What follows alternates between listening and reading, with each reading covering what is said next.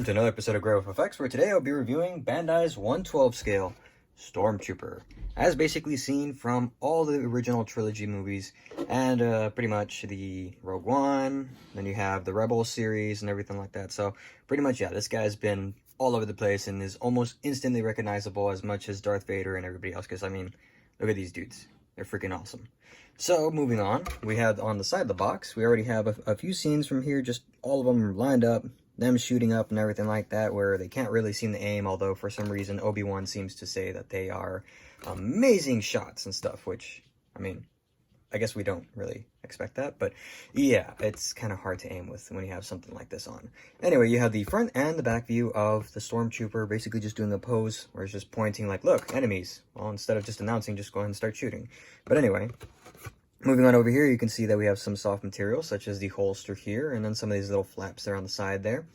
Then we have pretty much the markings that go on the side there. You can either paint them yourselves, or you can just go ahead and put on either the sticker or the water slide if you want to use that. Then we have two different other options where you can have them held with the E11. Well, actually, as opposed to the E11, you can be using the SE14R or the DLT19, which also you can see right there, along with the holster that only holsters mainly the E11, but you could also fit the SE14R if you want. You have the different sets of hands, so instead of getting a left fist, you're going to get a left pointing hand. So that's pretty much what you get as an alternative choice for that. But at least you can still go ahead and do left or right-handed shooting, so that's the other thing. Other side, as usual, always shows you the same picture. Then we have the profile image right there of it, just in this glorious picture right there, with Darth Vader being the 1/12 scale, which I have, which I'll review someday later on. I'm not sure when, but I don't have a fresh kit, so I'm just going to review the actual kit itself when it's built. But anyway, moving on. Moving on here, we have Runner B. So here, it's just an all-white, a very glossy white, mind you. Runner, pretty much I think this is exactly the same mold as would be for like the clone troopers and everything like that. So, by the way, I'll be reviewing this guy later on. This is Waxer from the clone series. I'm going to be doing a lot of customs, so I'll be doing that later on. But yeah, here's a sneak peek at it. He's not really done yet, but yeah. Anyway, so we already have all the parts. We have the legs, feet here, shoulders, chest, everything like that, the torso. We have the part here that's going to be in two parts. It's going to have a black part that goes in. I'm not sure that's supposed to be gray or black for the little buttons that go here on the side there, but I'll figure that out later on. Then we have the helmet here. You still got to paint in the little part there on the grill, I guess where the mouth guard is or whatever that is. You still got to paint the gray here on the detonator. I'm not sure what this, I forgot what this was called here. But yeah, so that's pretty much it. Just again, molded in great detail. We don't have any of those little tabs here, so that's pretty cool too, because I remember that for the clones and some of the other ones too, it had that little problem.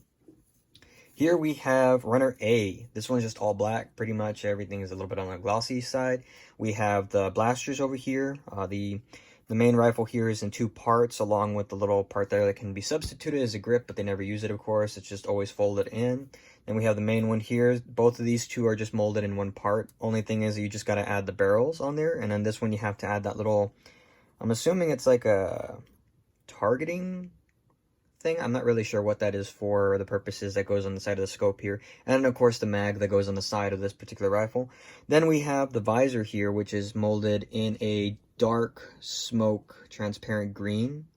It's not as transparent though. Let me try not to have much shaking here.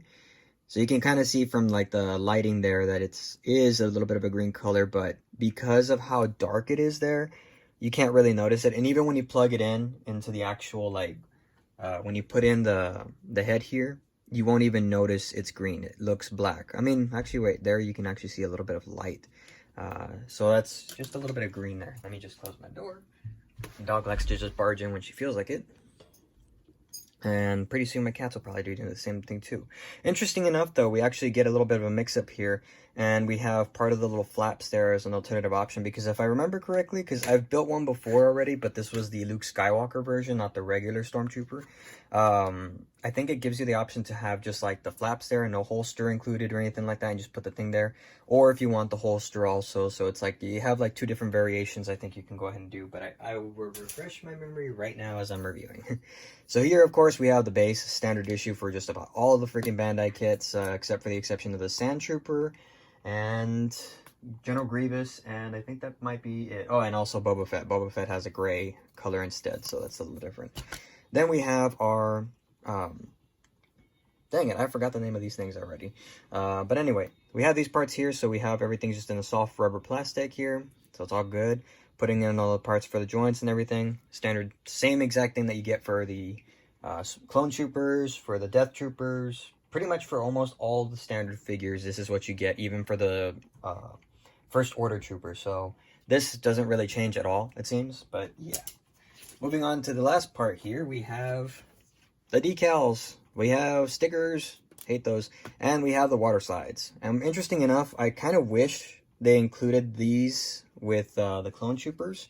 You know, I have the Republic instead of the Empire logo, so this way, like, I can go ahead and put them on like some backpacks that I customized. I made some backpacks for the clone troopers. I'll be reviewing these also a little bit later on. But yeah, and there goes my cat, so I was right. Anyway, so yeah, I like this. I like that they actually included these here and everything like that, so that's pretty cool. But moving on from that, here are the instruction sheets. Interesting for me, though, is that they went ahead and they put a pink glow, like a hot pink glow here around the stormtrooper. So that's kind of an interesting color there. Not really hating it, not loving it either, but I mean, it's just like, it's pretty neat. Here we have the extra scene right there, just firing his blaster and everything like that. Moving on there, we have, as always, the instructions. Pay attention to this, regardless of whatever model kit you're building, whether it's this one or it's the Gundams, you know, Gunpla or anything like that, whatever, doesn't matter. Always make sure you have everything. Then we have just a simple instructions, straightforward, simple, just like the way it is for all of them. I don't even use this anymore at this point, at least for the main parts, but for parts like the customization here, for like where the flaps go and everything like that, I might need that. But for the most part, I really don't, because these are all cut and paste, I guess you could say. I've built like, I don't even know how many clone troopers at this point. And even then, the death troopers, the first order, the stormtroopers, and the shore trooper, they're all the same. So in terms of how you build them, so it's not really complex. So once you've built one, you've built more or less all of them, but it's a matter of how they look, which, by the way, looks freaking awesome. And one of these I actually went ahead and customized already. This is actually a stormtrooper I made into a death trooper.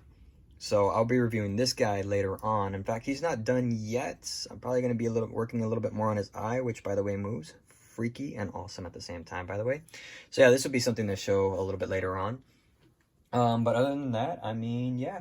So keep a lookout for my customs and everything, because at this point, I think I'm starting to run out of kits to review, like actual fresh kits that I haven't built. So pretty soon I'll just be reviewing kits that I've already built, maybe some of them already customized or just straight build, I'm not sure yet. But we'll go get to that when we get there. Anyways, thank you for watching, and as always, have an outstanding day. This is Grey Wolf Effects, signing out.